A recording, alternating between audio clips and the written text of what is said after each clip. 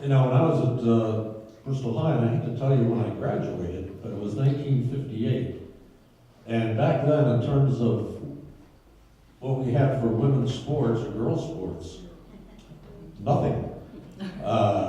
Cheerleading, I guess, because I moderated the Coach of the Year event, which is down in Cheshire. I've done it for, I don't know, I did it for about 25 years before giving it up. And cheerleading, at that point, had become recognized as a sport because of the competition that would take place between schools. But back then, about, cheerleading, and it was fine, there were many cheerleading teams over the years, but, at that point, it was not recognized as a sport per se. The only, outside gym, the old high school had a swimming pool, and outside of maybe some intra school activities, there was a league set up, but it was only within the school, and the girls then had an opportunity to swim. And that's really all that they had at that particular point. Again, about the late 60s. Let me introduce the panel. Joann Galati, way down at the end, in the forefront. The old guy with the glasses. Yeah, she's the one with the glasses. She's been awarded many times, City of Bristol, State of Connecticut, and across the country. She's that active and that effective in terms of girls' sports. Phil Pirog is here. Phil's Bristol Center, and he'll be talking a little bit about how he has seen things over the years from his perspective. Beth Kauke's here. Beth is here. Tami Chapman here. Gail Ericson here. And Debbie James. So, why don't we start off with you, Joann, and you can talk a little about your own background, your own experiences with Title IX and girls' sports. Well, thank you, Don. Would you like to? Good with the old coach. We can, talk it up. We don't need to make a vote. Well, you gave us the right to vote, and that was it.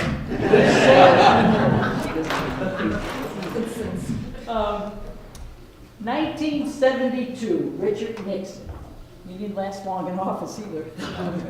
However, he sent to Congress and signed an educational bill, and it was labeled Title IX. Really what it was an anti-discrimination bill. No one can be discriminated against because of your sex or because of your being a female. What did that do? Well, that snowballed. Because of that law, several things happened for women because we were that far behind. There were no women's female high school athletics at all. So there you go. Increased opportunity. Secondly, it leveled the playing field for academic scholarships. Now you think about that, because the law does not state this is to provide activities or academics for women, but that it does not have sex discrimination. There you go. No mention of women. But again, because our sex was so under the used, we had the greatest game. Compliance. What does that mean? How are you in compliance? First of all, the school has to have a proportional respective enrollment for sports. If your school, high school or college, had 60% boys, 40% girls, then proportion. 60-40, whatever it was. Again, it was not a women's issue. It was just equal opportunity. Secondly, as they were developing the sports, they had to continue to expand. So if you're that particular group, let's say the women were way below, just because you introduced 3 sports did not mean, oh, well, we're good. You have to continue to keep expanding. The critical one, number 3, it did have to be based on your interests and abilities. So the school couldn't come out and say, oh, well, let's do, we offered, I don't know, let's say at that time, let's say we offered golf, but no one paid. It's not our fault. But if you poll the student body and ask them, what would you like to do? What are your interests? What do you want to do? Therefore, you would continue to become and get in compliance. It's assessed by your total program, not numbers. Just because you don't have to have 10 men, 10 boys, or girls at equal. But it had to be the total program. It had to also provide the same supplies and facilities, the same level of service, supplies and facilities. Now, I will tell you stories about fighting for facilities and supplies. And the only requirement monetarily is scholarship money had to be equal. Had to be equal. So if a school, a college, hypothetically gave $100,000 to the men, women had to have the same $100,000. Now you think about what that does for opening up so many opportunities. Before Title IX, 1 in 27 girls participated in sports. As a nation, 295,000. Title IX, this is a 2012 statistic. 2 and 5, over 3 million. For a short period of time. Title IX has really only been in effect for 45 years. So you open the door and we just scoot through it. Academic, great impact. 1972 stats and now 205. Medical degrees, 25%, 48%. Law, 7%, 53%. Doctoral, 25%, 54%. You think about that. And as we know, engineers and technicians and whatever. The other thing it did was the rights of pregnant women. In the past, if you were pregnant, whoosh, you were banished. You were out the door even in teaching. I mean, heaven forbid. So because you were pregnant, you had every right to stay in your job and all the rights given to you. And of course, the other big impact is our personal development. The opportunity to socially, confidence, your health, your fitness as a person to grow in a safe environment. So Title IX had quite an impact. Little background for me. I grew up, I have two brothers, one older, one younger, and my older brother, we were about 18 months apart. So, you know, you play with your siblings. My other guy was too young, so he just wasn't around. For hours, we would play catch and bat and throw. Our neighborhood, believe it or not, there were 10 boys and not one girl. But who knows that at K6 years? Everybody's the same. And every day you go out, we played, we did all the things like that, summers, the parks and the recs at the schools. That's all we did. That K through 6 age group. 7 through 12, there was nothing. It was like, wow. I mean, I loved playing and participating, and it gave me the confidence to be me. It allowed me to learn life skills. Now you think about this yourself in your own playground. You played a sport. There were days where you were a leader. You'd say, okay, this is the game, these are the rules. The next day, somebody else was a leader, and you were the follower. Or you'd be playing a game, softball, baseball, and you know the one kid who couldn't hit? What did we do? We got a little closer, we pitched a little softer, we made accommodations for that kid. We all played together. We didn't have umpires. If there was a dispute, our group, we played odds or evens. You call it, oh, all right, he was out. It was just that simple. So we learned to settle our arguments. We learned to play together. Life skills that today and all through my adult life has helped me immensely. I remember actually Coach Mills and I went to Southern Connecticut and graduated together. So we have some history. Bristol, there was a job for the Bristol school system. 1967, 68, filled out the application, turned it in, and I got a call from John Monahan. And we interviewed, saw my resume, etc. And so in the course of the interview, I says, you know, Tom, excuse me, little Mr. Monahan here. Wasn't me.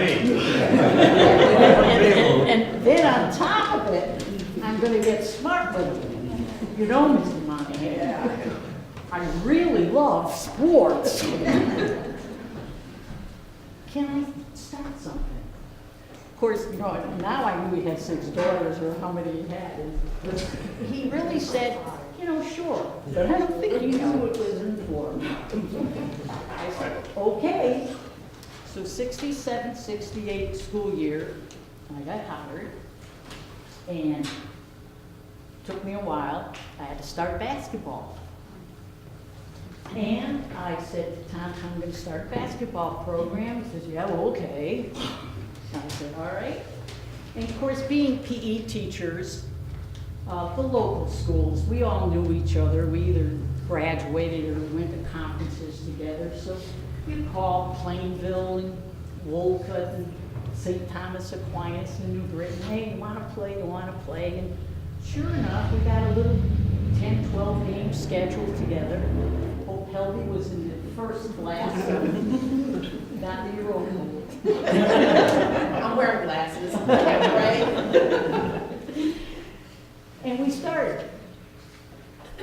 And then softball season came along, and I says, and now Tom, I want to do softball too. And of course he goes, okay. And we did the same thing. Same school, same group of teachers. And then the struggles.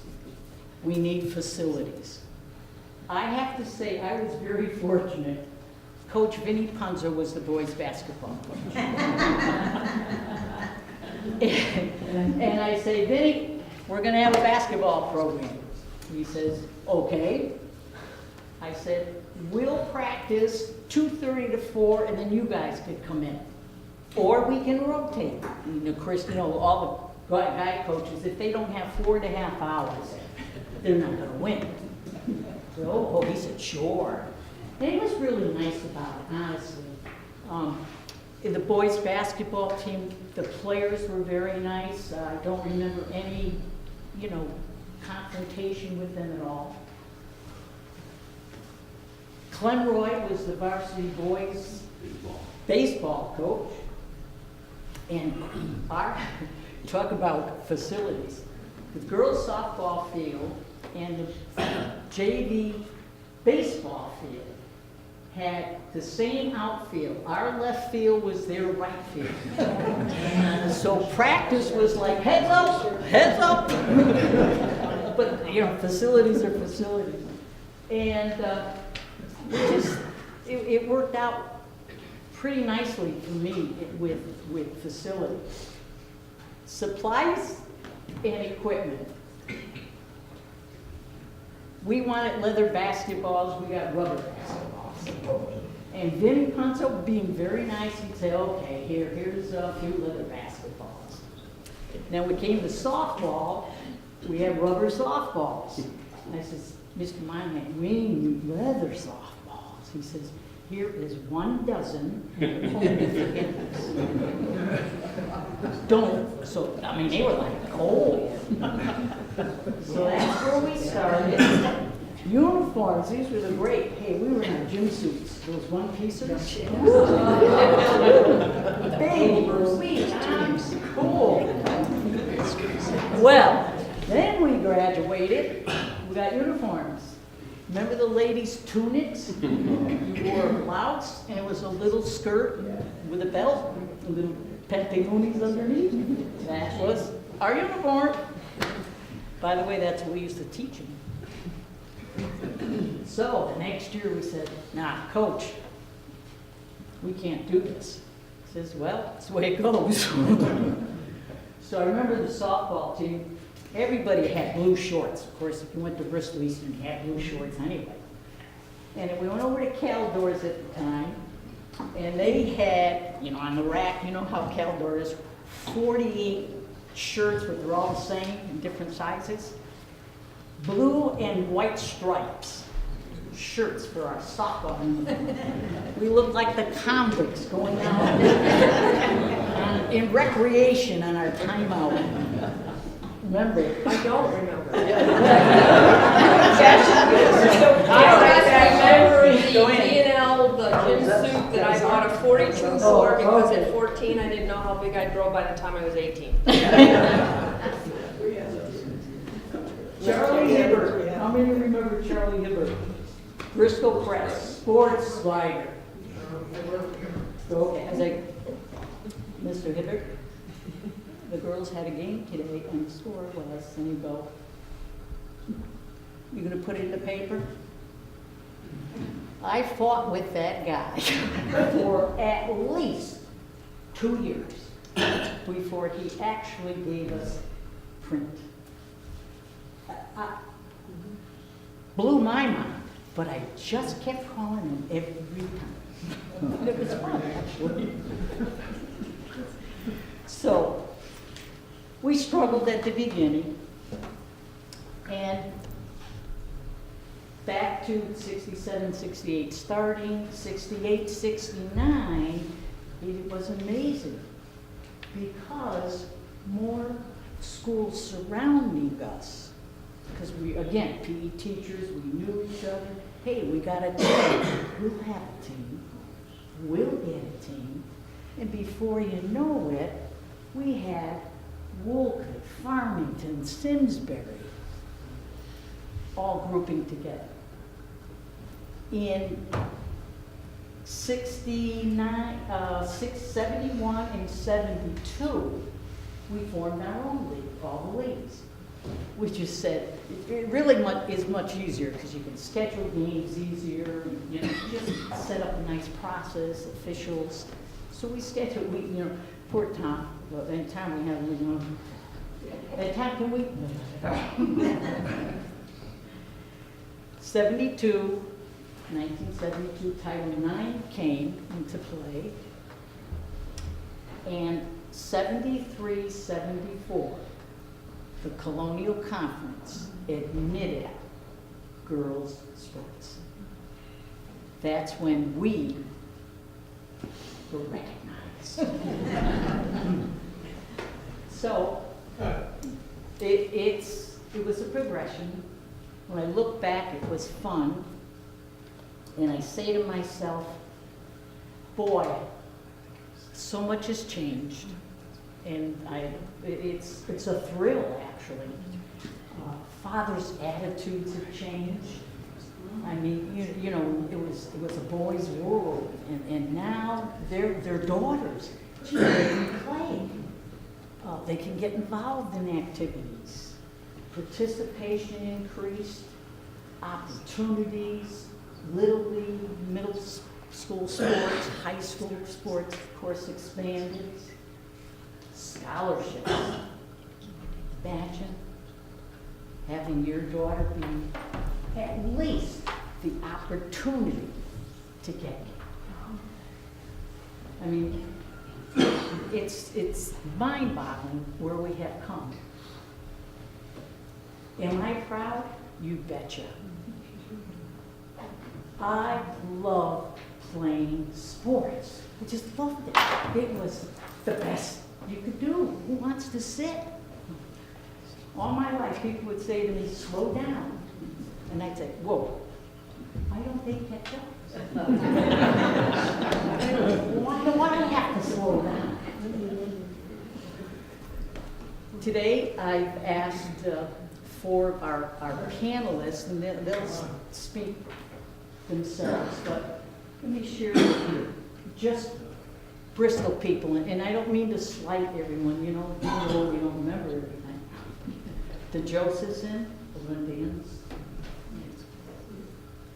Chris Peterson, Christine Watts, an Olympian, Hall of Fame, Laura Lishness, she's a basketball player, went to UConn, was one of the people on the team that UConn exploded. Talk about being on the ground floor. Debbie James participated in high school, went on to college, became a world championship in handguns. Confidence, feeling good, I can do it. Tami Chapman, first person to score 1,000 points in basketball. Wait, we've never had the three-point rule. So all shots were 2. Hall of Fame, Beth Kauke, more recent, scholarship, the college. Yes, I am proud. And it's stand up here, it's exciting. So, now, Bristol Central, I'm sure Mr. Pirog has some roles.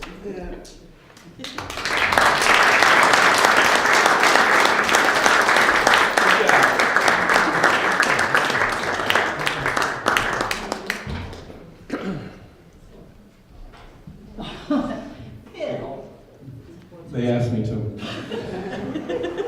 My story's a little bit different than Joann's, okay? Where I think Joann was stage 1, step 1, all right? Mine was a little different, okay? I came on the scene a little bit later. Quick background, I was a football coach under Ralph Papazian. Then my wife surprised everyone by having twins. So suddenly I had 3 children under 3, and football, as Dave will tell you, is a very, very demanding sport. So I was out of coaching. Tom Zungo one day approached me, and whenever he approached you, okay, something was going to happen. He said, you know, we've got this Title IX going on. All right? Oh yeah, I know about it, all right? And he said, to be honest with you, we're burning out the PE coaches, female PE coaches, and Joann will tell you, okay, what they were doing, they were coaching 3 sports and they were pretty tired. He said, you ever consider coaching girls? And I kind of looked at him, you know, and he said, well, you know, do you think you might be interested? Well, I read the handwriting on the wall. okay, if I was ever going to get back into coaching, okay, I'd better go along, okay? And I did, okay, and I don't regret it, all right? I did. You know, and to be honest with you, my thinking was, my good friend Tom Moylan was coaching baseball, and I said, you know, maybe someday I'll go back and be his JV coach, we'd get along just fine. But anyways, I accepted the job. Now, equipment, okay? So I said to him, do I have equipment? He said, yeah. I said, I'm used to football. I said, would you want me to bring my car down to, yeah, that's where we used to get equipment. We go down to the board of bed. And he said, not really. Okay. I said, okay. He said, here. And he handed me an Army duffel bag, okay? And that was it, okay? All right, now, I'm a little ticked here, okay? All right? And I found out that she had a dozen leather softballs, okay? You know, old Tom handed out leather softballs like communion, okay? I think you had to go to confession to get them, all right? So equipment was interesting, all right? Then the uniforms, okay? This was very interesting, and she's right. They were tunics. What Joann didn't say, every team shared them, okay? It started in the fall, it would be passed on to the basketball team, and then on to the spring sports, all right? Two problems, all right? Number one, all the girls wanted the lower numbers, all right? So those numbers were always worn out, all right? So nobody wanted to go out there wearing number 72 or 82, okay? They all wanted, you know, 5, 6, 12 was a big favorite number for some reason, all right? And so that always, you know, we had to go in there and grab as many low numbers as we could. The other thing was funny, if we had a game and the track meet had a track meet and the tennis team had a tennis match, you'd swear it was a Roman legions going out, okay? Because you see all these kids coming out with the same ugly tunics, all right? All right, and it looked pretty ugly. Okay, how did we get uniforms? Well, Pat Parenti. You people are all familiar with the wrestling tournament, state tournament that we have at Central, correct? Right? Pat approached me and said, we're going to run a state championship tournament at the high school, wrestling. So we need somebody to run the concession, all right? So, and they said, well, whatever money you take in at the concession, you know, we'll split it with the wrestling team and the softball team, we can get uniforms. And so for the first wrestling tournament that was ever held, okay, Pat and Dennis or Dave Green was always involved, okay? They were doing the running of the state tournament, okay, while we were selling hot dogs, we had mothers who made meatballs, and, you know, peanut butter sandwiches, you name it, okay? But that's how we got our first set of uniforms, all right? Facilities. Eastern has Page Park, by the way, all right? Yes. Okay, so, but anyway. You have to understand that all the schools were built before there was any thought of girls' sports. So really, the field that these girls got would be the field that was designated as a PE field, all right?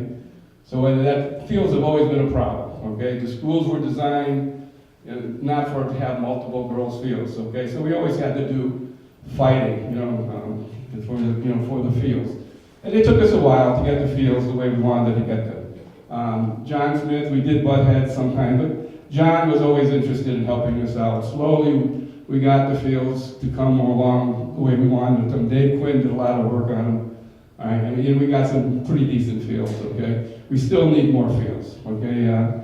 And I would never take anything away from baseball, all right? That's not the way to go, okay? And anybody involved in coaching knows, if you want something, it's because you deserve it and don't want to take it away from somebody else, okay? So lots of times people come to me and say, well, the baseball team's got 2 baseball fields, okay? And softball only has 1. Well, that's the way it is. There's just no land, all right? There's just no land. So it was a pretty interesting start.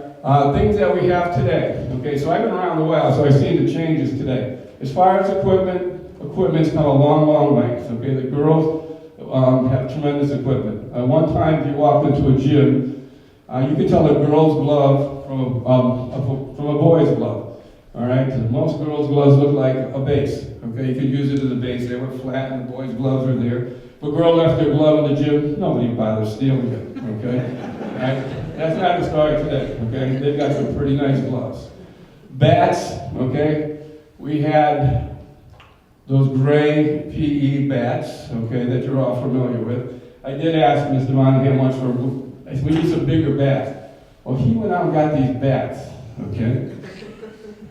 I said, the girls don't want to get men, okay? These were things cavemen would use, okay? You gotta close out someplace. I mean, these were war clubs, all right? But anyways, okay, it's evolved, and girls are pretty well equipped today, all right? And we have things today that we didn't have before. We had no all-state, all right? We had no all-state banquet. Many of us coaches had to meet. We would meet in kitchens, okay, and do these things. We didn't have email, so back then, if you wanted to get coaches together, you actually had to call people up, okay, and talk to people, okay, and we have all those things, okay. So as far as everything else today, it's pretty equal, okay. And why did I stay in coaching? Okay, I had this work commitment, okay. For somebody who's going to be there a little while, I really got to like it. I saw what was happening, how it was benefiting the girls. I've seen these girls go on to college, okay. I have ex-players that are doctors and lawyers and teachers and you name it, okay, and successful, and they always say, you know, they got a whole lot out of it, okay? So it's really been a good thing, right? I have nothing more to say. We all said it, okay?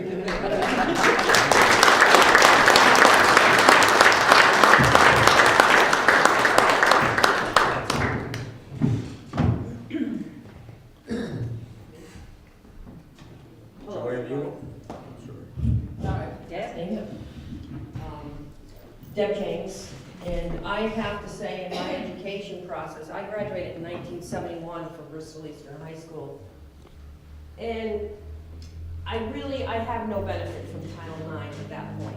I really did not, because we didn't have the equal sports. There weren't sports, but my moment of knowing that I was unequal, though, I'm going to take you back to I was 10 years old. A Davis Drive girl, loved every minute of it, never would change a thing, would grow up there again. I would always play baseball in the projects with the boys. The girls would like to play dolls. My mother, I'm the youngest of 3 older brothers. My mother at the time was 40 back then when she had me. 7 years between my younger brother and myself, and she was just in her glory. She had a girl. She did. But I didn't like girly things. I fought with the kindergarten teacher because I was not wearing a dress at school. It wasn't happening. I wasn't going to school. Not happening. So Mrs. Laurie said, well, we can fix this. We can have her put her pants under the dress and she can wear it. And we can allow her to come to school. So in knowing that, and growing up in the project, everybody was equal there. Everybody was equal. It didn't matter your color. It didn't matter boy or girl. It didn't matter Baptist, Catholic. It didn't matter. We all just played baseball down in the fields. So the big deal was Edgewood Little League. All right, that was like, whoa, someone actually built a beautiful field down near Edgewood School, Edgewood Little League. So about 4 of the young men that I played ball with, excited, riding our bikes down, they're going to try out for the Little League. So we all get down there, we lean our bikes up against the fence. They all jump over the fence. I jump over the fence. And the gentleman said, where are you going? I said, I don't know, I'm going out in the field. I'm trying out for your team. You can't, you're a girl. I was devastated. I mean, I knew I was a girl. I mean, I knew that. My mother taught me proper ways. But I couldn't believe, being a girl, I couldn't play baseball. I couldn't try out. And they all looked, my friends, and they went, what? She's better than we are. She can't play. So I got back on my bike by myself, rode back to Davis Drive, and just would watch them get their little uniforms on, go down to the league and play. So that was the first time that I realized something is really wrong with this world. I'm not fitting in anymore. All right? I would just bring my dolls out and let everybody else play with them. I still don't want to play with the dolls. I want to play Little League. Well, time had passed, and I reached that puberty age. That's really a difficult time for young women. You know, you go through a lot, and I just wasn't fitting in, you know? I couldn't play sports. I couldn't be rough. I was supposed to act a certain way. I was supposed to be a certain way, and it just didn't work. But I have to say, when I really go back, Joe Riley, now whether he was the creator or not, I don't know. The park department allowed me to be me. And Hope Helvey, who a lot of us we don't know, is one of Bristol's greatest. She and Marilyn Lobacheski had girls' sports for the summer. They would take us in the van, and they were great. First of all, they were a lot of fun to be with. And we would drive from Rockland Park to Westwoods, yeah, and all of that. And we'd have volleyball teams, and we had softball, and we would play, like one of them would be in the morning, I think it was volleyball, and then we'd come back to Page Park, and we'd fool around there, and we'd go over and swim and bother Tony Moser, because he was the swimming coach at the time. And then we'd load back up in that van and maybe go play softball down at Rockwell. So that was like, to me, I just couldn't wait to get up in the morning, walk down Jerome Avenue, cross Farmington Avenue, and get to Page Park. That was just the place to be. Then, high school, 9th grade. You know, I'm sitting up in the bleachers, and all of a sudden, out walks this little person, this little teacher, and she's just bouncing all around and all excited, and she's like, you know, and you could just tell she had a way about her that said, she's going to do something really great here at school for women's sports. You just had that feel, and she did. She started everything, and from there we went on. Now, when I say Title IX didn't benefit me in that, Tom Monahan did a lot of nice things, and we still started. I think I was in my sophomore year when we started getting the sports. My other biggest moment about not finding out I couldn't do something and told I can't do it because I was a girl, a woman, I wanted to take industrial arts. I wanted to get down in the IA department. I wanted to learn how to draft. I wanted to learn how to use the band saws. I wanted all that rough stuff that my mother just really thought she had a girly girl. It just wasn't working for her. So my guidance counselor calls me and she says, what do you think you're doing? And I said, I want to sign up, I want to build homes. You know, I want to, what was his name? Bob Loveland. You know, he took away my baseball field. He took away, now I want to be his competitor. I want to build houses and show him. So they said, no, you have to take home ec. Why do I want to take home ec? Well, you're going to sew, and you're going to cook, and you're going to, all those things my mother just wanted me to do. So I said, okay, fine. So I took home ec, we made a skirt. I showed them. I purposely put the skirt on backwards, so I walked out with the bottom end up like this. Right down, go see Mr. Casey. That's it, had enough. So I don't know if my path might have been different. Might have been really not standing here because I would have made millions. Probably would have beat Trump out of his Manhattan. I don't know. Okay? But I ended up, what do I pick now as a young woman? Well, I could be a nun. That wouldn't have worked for me. I could be a nurse. Nothing wrong with that, but I'm just really not into wanting to do what nurses at that time were mostly doing. Didn't strike me. And I think I could be a secretary at the time. Not to offend anybody, but it just wasn't me. So the only thing I decided to do was, I was athletic. And because she, being a phys ed teacher, allowed that to happen and being the role model, I knew I could still be athletic, I could be me, and I could then get a profession that probably would still let me go out and play kickball, wiffle ball, and have fun. So that's how I ended up. Now, I know you probably want to hear about my shooting career. That was a predominantly male sport. It was tough, but by the time I started shooting, I was 32 years old, and I was pretty established in just saying what I needed to say to get women to move forward. There were many times I was penalized for being a woman. They didn't want to give me prizes because I now was becoming a threat and shooting in the top 10 men at many of the matches, if not in the top 3 at some matches. I have a beautiful letter here, it's in the case. When I went to Australia, my second world championship, they never even just barely recognized my championship in Australia. So I had a beautiful letter that was written to me that, you know, I won't be able to read it because I'll get all choked up. And my nephew, Matthew, who was at the Hall of Fame, he got all choked up and started to do it, so it's got to be in our DNA. So, but that, I like to think that I moved that sport forward because I would go around and tell the women, please do not put on any of your logos, do not wear their leather unless they pay it equal to the men.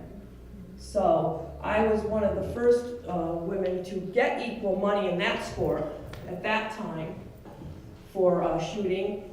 And then Colt sponsored me, and my partner Jerry Bonhart and I were paid equally, given equal things, paid equally. And the women stopped wearing the logos of other sponsors and stuff. And from what I hear now, the women shooters that are in it do get paid. They get paid equally with the men. The sponsors give them the things they need equally. So I'd like to think I had some impact on that. So I don't have anything else to say.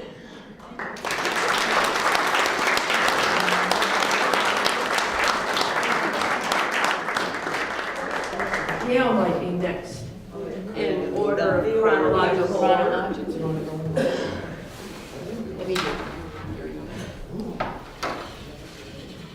All right, well, I started my athletic career in the park department, much like Debbie did. And so I am forever just so grateful of what the park did for me with a swim team, and a mother that noticed I had a very competitive side to me, and what is she going to do with this girl?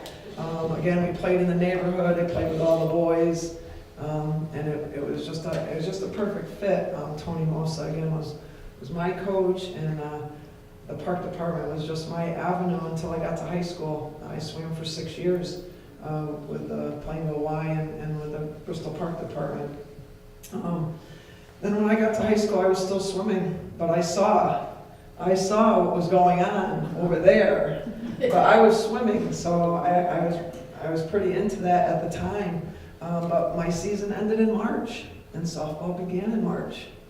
So I trotted down to the softball field to find out what this was all about, and it was just a perfect fit. I stopped swimming my sophomore year so I could play basketball, because I couldn't do both. It was just too difficult to do both. So Joann said, you know, at this point you can't swim and play basketball. So I wanted to be part of the school community.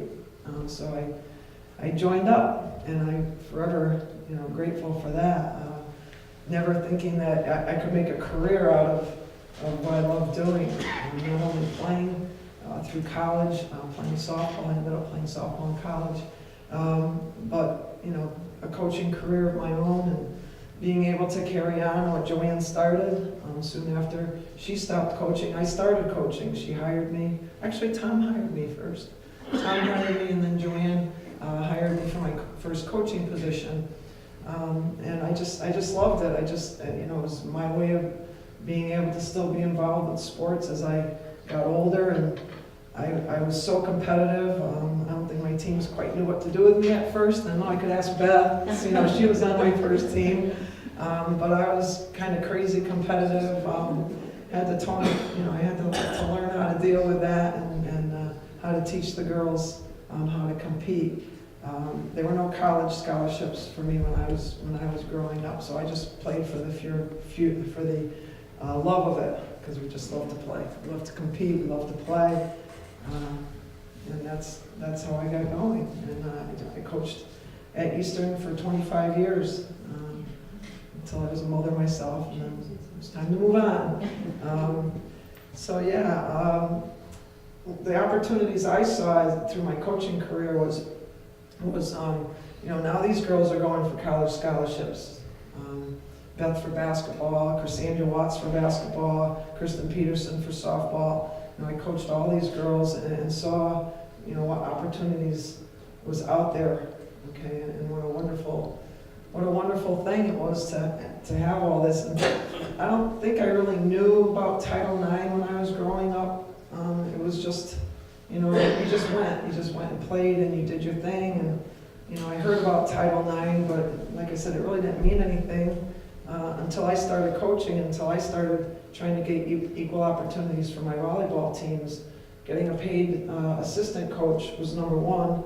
I was doing both JV and varsity, and then, hey, wait a minute, there's freshman boys soccer, and there's freshman boys football, and there's freshman boys wrestling and basketball and baseball, and how come I don't have a freshman team? So before long, I had a freshman team. I don't know, just kept going and going. Yeah, I'm still involved with sports. I guess once it's in you, it's always going to be in you. So that's kind of my story. How many questions do you have?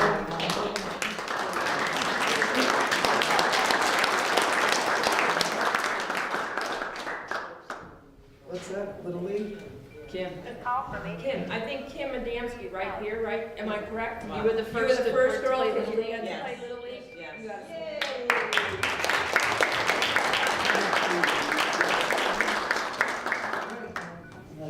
Hello. Like Joann, Debbie, Gail, and probably Beth, Kimmy as well. Playing with the boys in the neighborhood is how, you know, you kind of grew up and learned to play the sport that grew to love, whether it be football, basketball, baseball, anything. Dolls? No way. I used to take the heads off of my sister's dolls and throw them up on the roof, so it wasn't mine. I always wanted to play Little League baseball, but, you know, being a girl, couldn't do it. It was just unbelievable. It's like, why can't I participate when I play with them all the time? I don't understand. You're a girl. So, going into high school, finally met Joann Galati. She's been the pioneer for all of us here. Finally got to do what I loved, playing basketball, softball, and we just pushed her. I mean, even on snow days, we would call her up and say, hey, can you open up the gym so we can come practice? And she would come in from New Britain on snow days. You'd never be able to do that nowadays. But I think my fondest memory is all the championships that we won. We worked hard. We played hard. And because out of the respect for Joann, I think that's why she had such good teams. Excuse me. So I guess one of the funniest moments was going to a state tournament, and that was my junior year, I believe. All these other teams that we had seen in previous games had warm-up jackets, and we had nothing. So we tried to convince Vinny Punzo to let us use the guys' sweats. They had the pants and the jackets. Let us go to the championship game looking like, in style.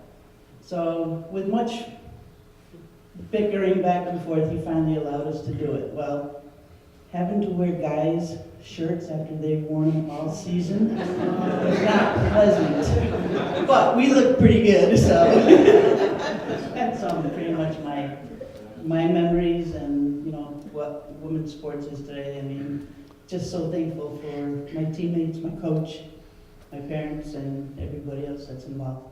Thanks.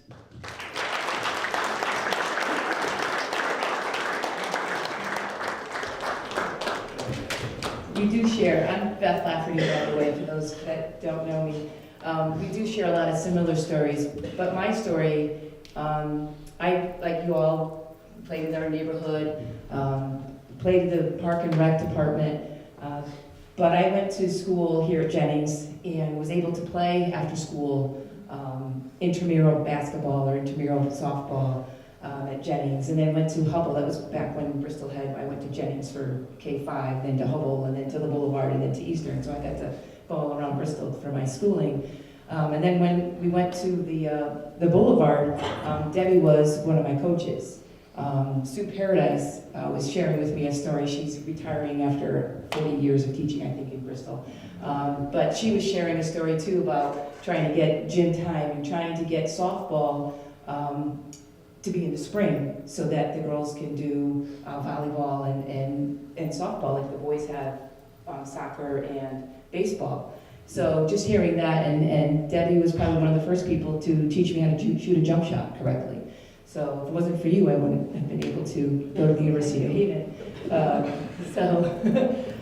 So it's a lot of opportunities that they didn't get to have, I did get to have. I went to the Boulevard. Mr. Richter was a tech ed unified art teacher and came up to me and said, Beth, would you like to take drafting?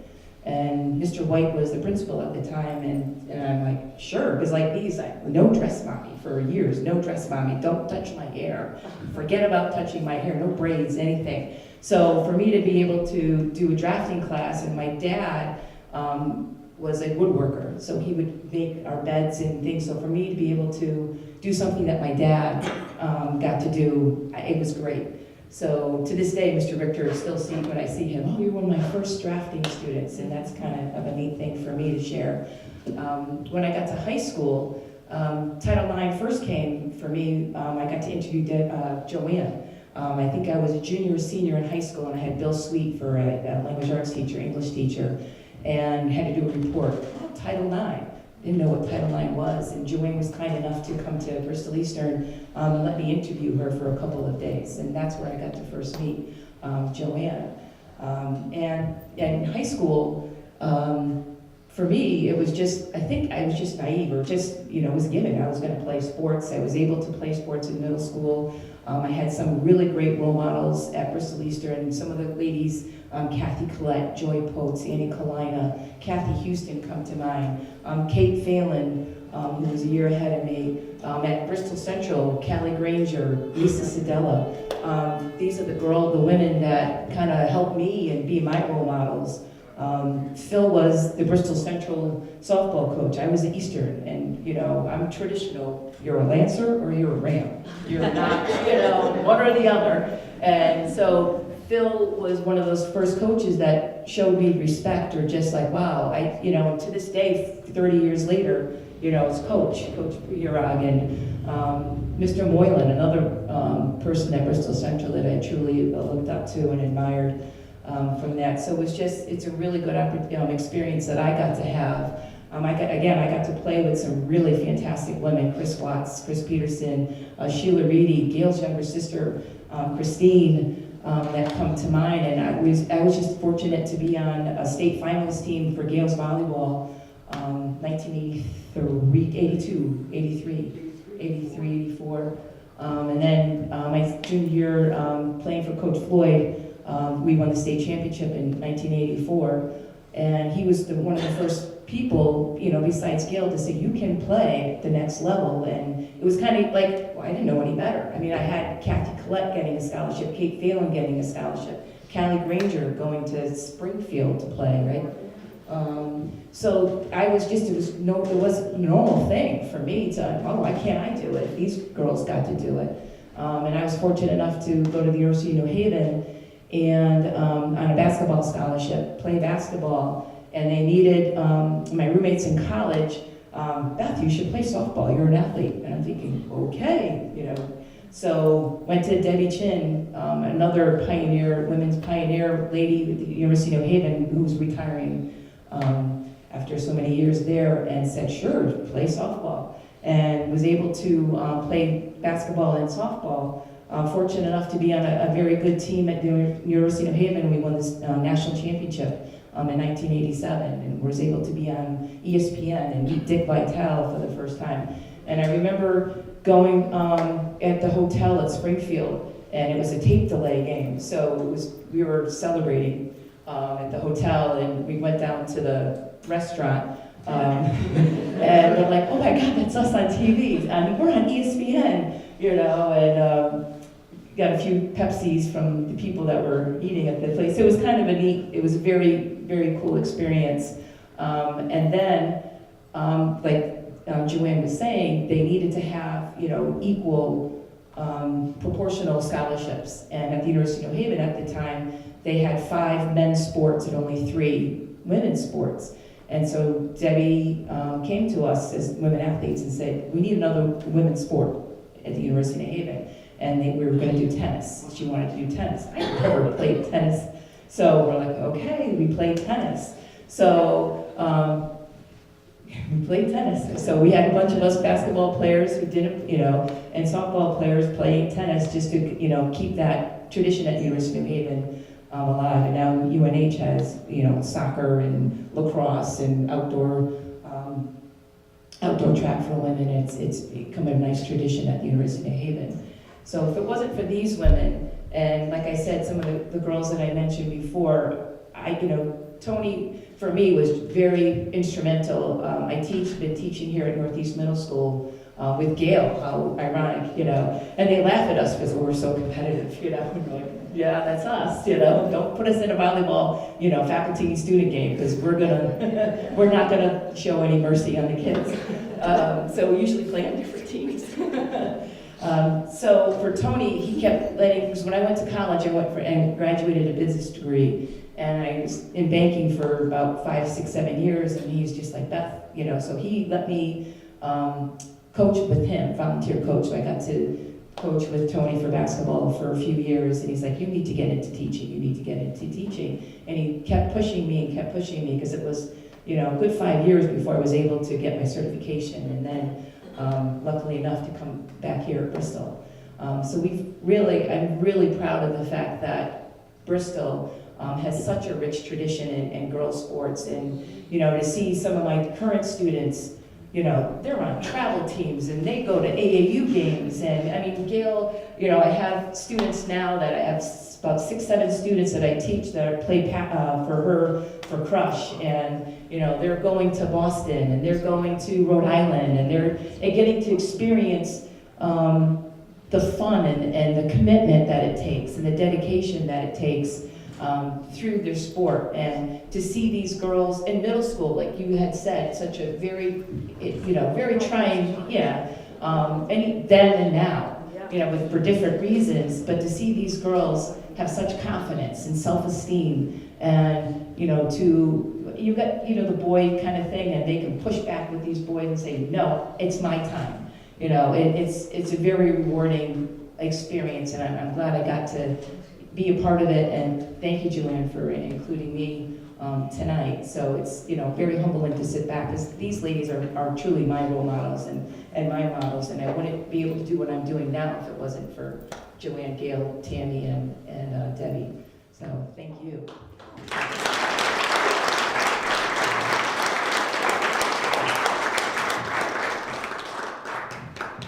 Okay, each one has an outstanding story to tell, stories that I'm sure will provoke some questions from the audience. So the floor is yours. Eddie? I just wanted to add a little something to what Joann said. She mentioned Laura Listness. Do you know Oriema, who just signed on the University of Connecticut to be their next head coach? Was assistant coach at Virginia, and Laura Listness was his first recruit that he signed, and he signed her at Muzzy Field while watching the Big East baseball tournament. Did you know that actually Gino was recruiting Cassandra Watts when we played together when he was coaching at Virginia? Yeah. He was very upset that Chris chose the University of North Carolina instead of Virginia. But Michael Jordan versus Michael Jordan. Yeah, true. Anybody else? Let me ask you, you touched on some of your role models, but I'm interested in some of the other folks here at the head table. Accepting perhaps, parents and teachers maybe, thinking about the world of sports, who would your role models be? Did you have a special one? Well, it wasn't female. Okay. It was John Havlicek. Because? He just had a lot of energy, and he wasn't big, and he kind of did the impossible for his time in air, and Sandy Koufax. You know, I used to like to watch him pitch, and I thought he was just outstandingly remarkable. Yeah. And, well, yeah, so if you look at that, and then I have a brother, my brother Joey, you know, and my brother Jimmy were wonderful athletes. And, and when we go back to the social aspect of women in sports, when I grew up being a female athlete, boys just looked at you differently. And that's really traumatic when you're in middle school and high school and people are dating and being asked out, and you're kind of, there was a real stigmatism to women athletes in my era, and especially if you were better than one of the young men. And my first enlightenment was, I still get choked, my husband. I went to college, and he was a computer error. He ended up working for the Bristol Police Department and putting him in the computer error, but he wasn't. And he walked over to class, and the instructor looked up and she says, "Jamie Russell," and he raises his hand.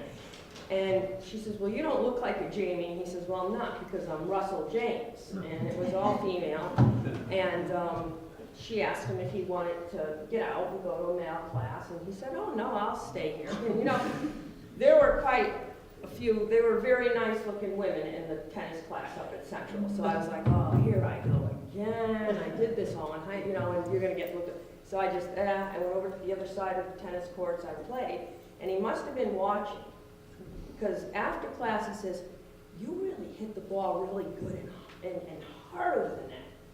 Would you be my partner for the rest of the semester?" And it was the first time that I had a young man approach me with no ego. He really respected my athleticism. And that was like, this could be really cool. This would be, and it will be 39 in August.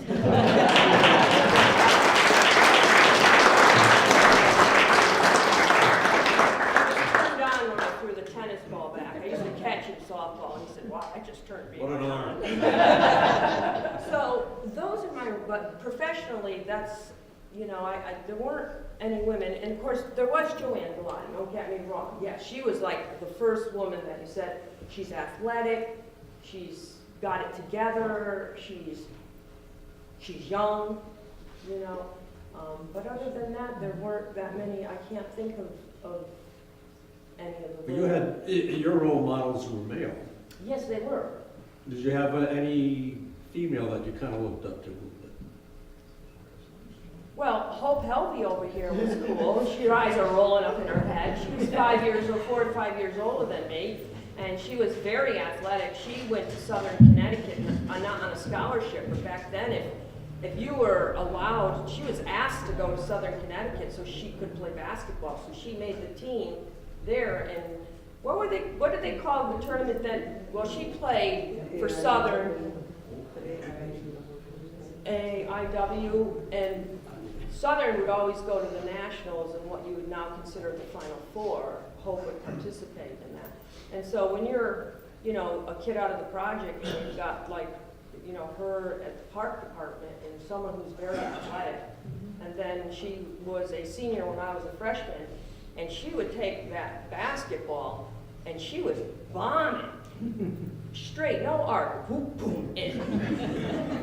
I mean, she was shooting almost like 80% three-pointers before the three-point was invented. So, yeah, as far as, yeah, I would say she was, yeah. How about the others at the table here?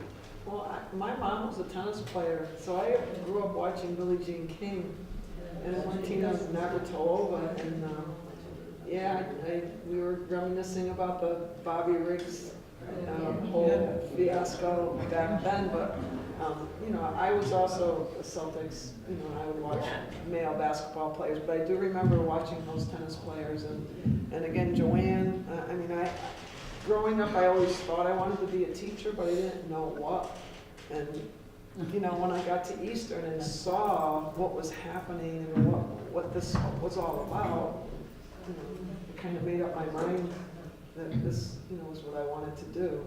But yeah, as far as role models, that's what I would say. That was right at the very beginning of the whole little women's sports one, What was Billie Jean King's Great name. Moffat. but. Do you know? Got it. Oh, Martin Moffat. Randy Moffat, his brother, was a really good, was having a good time for a little while. Yeah, yeah. And Billie Jean first did the scene as Billie Jean Moffat before she married Mr. King. You know, you ask us who our role models are, and many of us are kind of stumbling because there was the era where women just didn't participate. And I look back, or now, we have the U.S. soccer team, the U.S. hockey team. And you're looking at these women who say, not only are we the national team, but we demand equal pay. And those are the things that I think are a result of us coming through, but I had no one outside my brother. I mean, there was just no women. Yeah, now today you're asking us, I Jenny mean, you Finch, ask the Mendoza. kids today, and I'll bet you they now. can rattle off Many. well, I'm just saying, if you ask them women's role models, they are out there now. And they're plentiful, and they're wonderful. I've come to appreciate, and later in life, she was now maybe could have been a role, was Annie Oakley. Seriously. I mean, she was an outstanding marksman way before, and doing back then what probably women would have never in a million years and such. And we look, but I mean, she did feats of shooting, and her athleticism with handguns and rifles is outstanding. I mean, so I would say, yeah, she was quite a leader. Hey Debbie, Yes. I got an apple, put it on hay while you said Well, you know what happened though, you see, over the years I had to put these on, it kind of changes the sight picture. So there'd be some real risk there. There might be some people that pay you to miss. Hey Bob, make that a watermelon.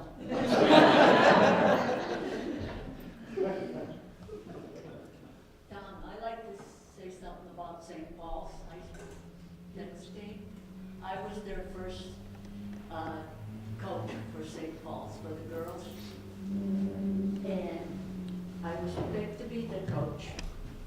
The first year was disastrous. It was disastrous. First of all, the yellow came out and says, who knows how to play tennis? All I did, I had some lessons. Okay, we start out. You think they had a baseball bat in their hand. So we had to start worrying about it. So anyway, was lousy, but we made it. Finally, the following year, thanks to Pat and Merle Smith and Bev and Jax Hines' daughter-in-law, Beth, came on the team. Then we got a team. First of all, they had no shirts. They had their own shorts. And so one of the teachers from Woolcut kids were selling gummy bears. So this day, when I see these little packets of gummy bears, I have to grin. The daughter got all these gummy bears that they didn't sell from Woolcut. So the girls got together and said, well, let's sell them. And at St. Paul's, you weren't supposed to do this, but it's life. They're not going to buy them skirts or anything. So at recess and all that, they sold all these gummy bears. They sold enough gummy bears and they got their own skirts.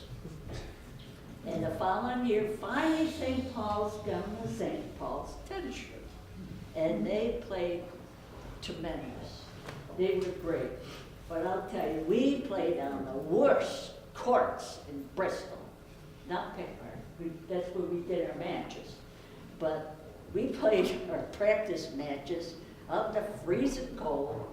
And the fence was like this. And it had all these gullies in it. Every time it rained, all we had was water. And before the kids came there, I would have to take the broom, sweep the glass off.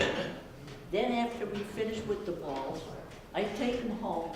I would say to Ralph, what am I gonna do with these balls? They're soaking wet. Let's put them in the dryer. So we put them in the dryer. To be able to do some big balls good. So every night come home, throw them in the dryer. And so we had a lot of fun. But I'll tell you, some of the places we played at, Gerald, we played at Pirog Park. And even the bus driver would not get out of the bus. That's how bad. I said, whatever you do, don't say anything. Just ignore them, make believe you don't know who they are. They're gonna whistle at you, can you shirt full of skirts? And I said, so, bus driver says, I'm staying in the truck bus. So we made it through it, and they played wonderful. We had a great time. But I want to tell you,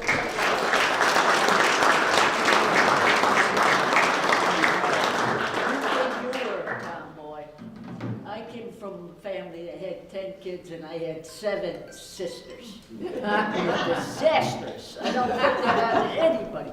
And I was a tomboy. Boy, was I a tomboy. I was the best basketball player in town. That's right.